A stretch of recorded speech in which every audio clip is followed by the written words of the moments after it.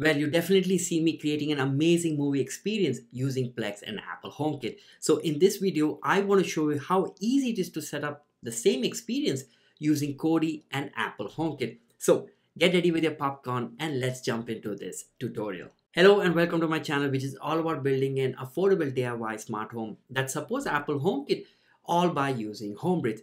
And I've done tons of tutorial videos that you can literally use right now.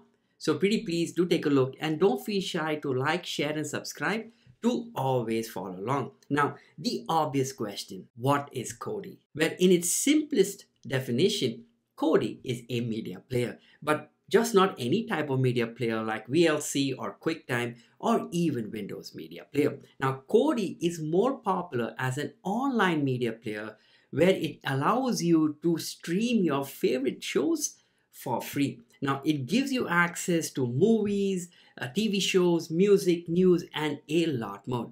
Now, for full functionality, it requires the integration of certain plugins commonly known as Kodi add-ons. Plus, you can install Kodi on various devices like Amazon Fire Stick, Android Smart TV, Windows PC, Mac OS, which I will be using in this video, as well as Android TV boxes. Now, I'm not going to go into details on how to set up and use Kodi, but also as a wind of caution for legal sake, Kodi users are strongly advised to use always a VPN for streaming online content. Now, with that out of the way, we are all here to get the ultimate movie experience by using Kodi and Apple HomeKit. So for all of this to work and to integrate both services, we will definitely need one. Obviously, you will need to have Kodi already set up and working on your network. I will be using a Mac OS. And you'll also need some smart lighting and smart audio that's set up in your living room. Plus, you'll also need to enable that cross-platform integration. We will be using Homebridge. Plus, I've also left links in the description on how to install it. Now, by the end of this video, you will be able to control your Kodi media player all by using Apple's default remote app. And at the same time, you will see an entire TV accessory in the Home app to get that fine control. Now, as always, I have broken down the video into chapters with the timestamp in the description, so feel free to jump to any one of them. Now, let's not waste any more time and let's jump into this tutorial. Now, before we go into the Homebridge plugin configuration, what we want to do first is go within the Kodi media player and ensure that it is available on your network, that it can be accessible using the default Kodi remote app, because that's the way the Homebridge plugin will interact with the media player. So let's go now and access your Kodi interface, and you want to go to settings. You want to go ahead and select services, and you want to go to control. It is over here we need to enable the web server. So you want to make sure you allow remote control via HTTP. You want to go and give it your desired port number. By default is 8080. You want to change that to 8081 at least at a minimum so you don't have any issues. You want to enable required authentication, and you want to go ahead and give it a username and password. By default, there is no password assigned. It's only Kodi as username. Now I've gone ahead and used username and password as Kodi because that's the default one using the plugin configuration. Again, the choice is yours. And lastly, you want to make sure that is available to be accessed by other applications. So you want to go ahead and enable these two options. Now, the first time you go and enable this one, you will see an alert if you are sure you want to make it available. Please make sure you click yes and allow remote control from applications or from other applications or other system. Once that is done, you have completed the configuration within the media player. Now let's go and access Homebridge. All right, what we're going to do first is log into our Homebridge. Then you want to go to plugins and you want to look for Kodi.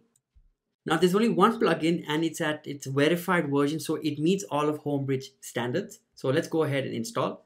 Now whilst the plugin is installing, there are a couple of known problems that's over here. Number one, you can only add in one instance, one Kodi instance within Homebridge. So that's one, and maybe this feature could be added in the future update. It's been 2 years, it hasn't been updated. So I take it only one at a time.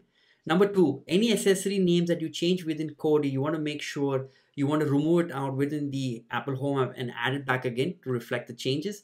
And optional is if you want to add in the library, scan and clean. Now again, these are optional, not necessary.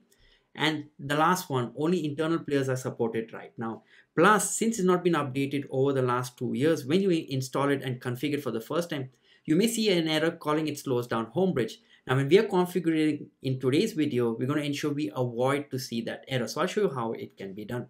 Now, when I go back to Homebridge, what you want to do first is you want to go to IP addresses and port. The IP address is the information where the Kodi media player is installed. It could be your choice of device. And in my case, it's installed in this Mac book that I have over here, so I'm going to use that IP address. And also you want to make sure you want to reserve the IP address within your router settings. Why? Because if you are to restart your computer, it may get a new IP address, and that way your Homebridge plugin will not work. So you want to make sure you do that reservation. And the port information that we had applied was 8083. User credentials is Kodi, left it as default, and the same one used in the web control within the Kodi media player. Settings, no changes. TV controls. Now this is where you're going to see the entire TV accessory within Apple Home app. So you want to go and enable the ones that you can see on your media player dashboard. So right now I have home, settings, movies, add-ons, and music. So it depends. You can even select all. And TV channels. This way you can even use the remote control to pick your channels, but I leave it as it is. Player. This is where you can enable play, pause, and stop accessory. So it's very important if you want to run automations to change lights or change the audio levels, you can do it using this option. So you want to make sure you enable these options. Applications, you want to enable volume if you want to control the volume within the app, so you get that functionality. Now the rest, video library and audio library function options, I leave it up to you whether you want to see those accessory as switches within the Apple Home app. Not necessary. And command sequences, if you want to take it to the next level and create a series of commands, and then you can just flip one switch and you will do all of that in one go. Again, optional. So let's go ahead and save. Now before we can go and save the plugin, remember I told you that the plugin slows down since it's not been updated for the last 2 years. So we'll go ahead and set it up as a child bridge. You want to click on save, and let's go ahead and restart the Homebridge service. Now, once the Homebridge service is up and running, what we want to go do is add it to Apple Home app. So we're going to open up the Apple Home app, and we're going to go to plugins, and we want to click on this QR code that's right here. And let's tap on add accessory, and you want to scan the QR code. Follow the instructions. Now it will ask you to start adding all of the accessories into your Apple Home app. So by default, I'm going to put everything into the entertainment room. You also get the volume control.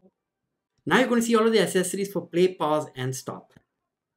Now with this being done, we've gone ahead and add all of the accessory, but there's one more to get the full TV accessory within the Home app plus the remote app as well. So what we're going to do is now tap on the plus sign, add accessory, more options, and you will see the Kodi control. So let's tap on that, add anyway.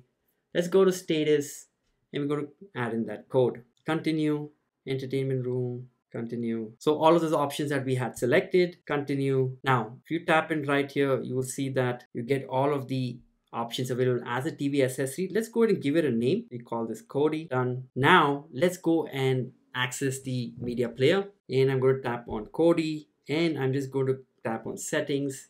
It's changing right now. Go to home. It goes to home. And if I want, I can even go to videos. Now, since we are in the videos, I'm going to swipe down, tap on the remote app. You can see you get the Kodi option. These are my other TV accessories. So I go to Kodi. I can tap on files. You're getting a control straight from your cell phone. You go to downloads, and I'm just going to play a video of my home that's being constructed. So I can go back to the Home app, and I can now pause. So it pauses. I can play. Pause. So these are all of the options right now within the Home app. So you don't need to use the Kodi default app. You can do it now all within the Apple Home app, and I can play. Just like that, it's that simple within the Apple Home app. Now, what if you want to do run some automations if you're watching on a big screen? Very simple. If the accessory is controlled, so play, if it's on, you can run some automations. When it's paused, you can turn off the automation. So it's very simple to run the smart home. And I've done this in the Plex video. So you can go ahead and see how I've done it over there. that. Same concept, same way to do it. It's that simple. That's how we've added Kodi into the Apple Home app. You now have full control using the default remote app, and you can do a lot more with your Kodi media player. And if you want to know on how to set up your own Apple HomeKit hub using Homebridge, you can want to check out this video. And I've left a playlist on how to set up Homebridge plugins, so you want to check that out as well. So I'll see you in the next video. Have a nice day. Cheers and happy automation.